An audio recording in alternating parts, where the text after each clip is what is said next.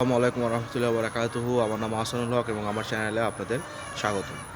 তো আজকে মুরগি 8টা ডিম দিছে আলহামদুলিল্লাহ।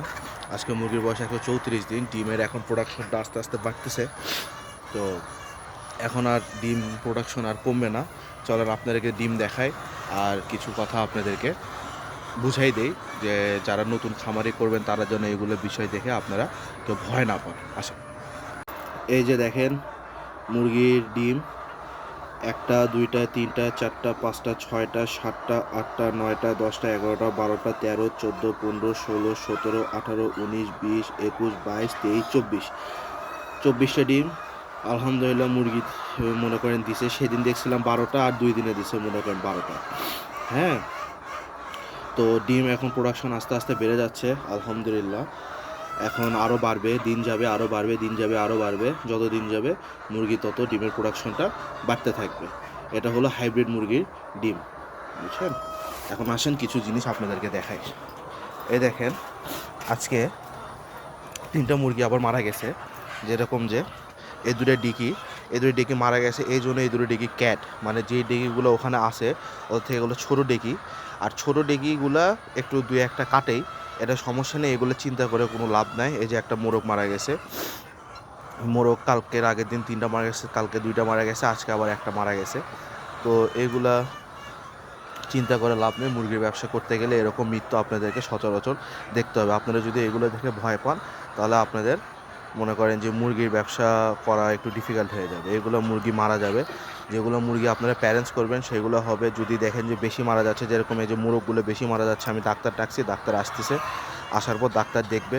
যদি কোনো প্রবলেম থাকে কোনো প্রবলেম হবে, না হলে নাই। কারণ কি এইগুলো মুরগি মনে করেন যে ঠোকরি করে মারা যায়।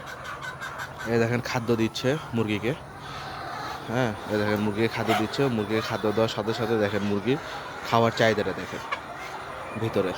মুরগি, সুস্থ মুরগির এটাই যে মুরগি সবসময় মনে করেন যে খাওয়ার চাহিদাটা অনেক ভরপুর থাকবে। এই দেখেন,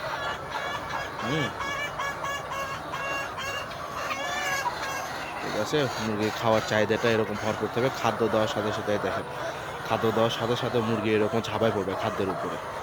এরকম মুরগি ঝাঁপাই পড়বে খাদ্যের উপরে। এরকম খাদ্যর মনে করেন যে টেন্ডেন্সি থাকতে হবে। আর এটা হলো সোনালির, এরা এখন ওয়েট করতেছে, দেখতেছে যে এদেরকে আবার কখন দেওয়া হবে। হ্যাঁ, তো এদেরকেও দেওয়া হবে ইনশাআল্লাহ।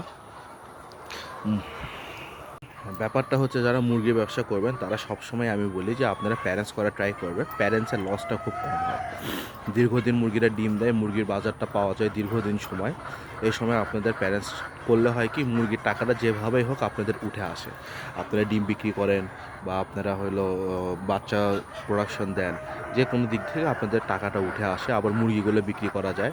আর মাংস করলেও হয়, মাংস করলে হবে, কিন্তু মাংস কখন করা লাগবে সেগুলো সময় আপনাদেরকে জানতে হবে। যেরকম মাংস করার সবচেয়ে বেশি সময় হলো আপনার শবে বরাত, মানে রোজার আগে শবে বরাত, তারপরে হলো রোজার 24 থেকে ঈদের মানে 28 রমজানের মধ্যে আপনি মুরগি বিক্রি করতে হবে। তারপরে আপনার মনে করেন যে নভেম্বর ডিসেম্বর জানুয়ারি যেরকম পিকনিক বিয়ার মাস থাকে, এই সময় মুরগি বিক্রি করলে একটা ভালো দাম পাওয়া যায়। হ্যাঁ, জানুয়ারি মাস, ফেব্রুয়ারি মাস, নভেম্বর, অক্টোবর মাসেও মোটামুটি একটা ভালো দাম পাওয়া যায়। তো এই সময়গুলোতে আপনাদের মাংসের মুরগি যদি আপনারা করেন তাহলে আপনারা মনে করেন একটু লাভজনক ব্যবসা আপনারা করতে পারবেন। এই ধরে ধরে আপনাদেরকে চালান করতে হবে। হ্যাঁ, আর এইভাবে ব্যবসা করলে ইনশাল্লাহ আপনাদের মনে করেন যে মুরগিতে লস খাবেন না। যেরকম আপনার ডিমের মুরগি আসতে হলে আপনাকে বুঝতে হবে যে রোজার 6 মাসের মধ্যে আপনাকে রোজা ধরে রোজা ব্যবসা করলে রোজা ভিতরে তুলতে হবে। রোজা 6 মাসের যে মুরগির আপনার ফুল প্রোডাকশন থাকতে হবে। ওই সময় থেকে এই 6 মাসের মধ্যে যে কোনো 3-4 মাস আপনাকে মুরগি ডিমের একটা ব্যবসা দিবে। ওই 3-4-5 মাসে মনে করেন আপনাকে ডিমের সব কিছু উঠাই নিতে হবে ইনশাআল্লাহ। আপনারা এইভাবে যদি মুরগি ব্যবসা করেন তাহলে আমি আশা করি আপনারা লস খাবেন না। তারপরে যদি লস হয়, এটা আল্লাহ পাকের ইচ্ছা, বাজার অনেক সময় পাওয়া যায় না, এগুলো ধরেও বাজার পাওয়া যায় না। হ্যাঁ, কিন্তু এই সময়গুলো ছাড়া মুরগির ব্যবসা আসলে করা সম্ভব হয় না। ঠিক আছে, আজকের মতো এখানেই বিদায় নিচ্ছি। আমার জন্য দোয়া রাখবেন। আবার পরের ভিডিওতে আপনার সাথে দেখা হবে। আসসালামু আলাইকুম।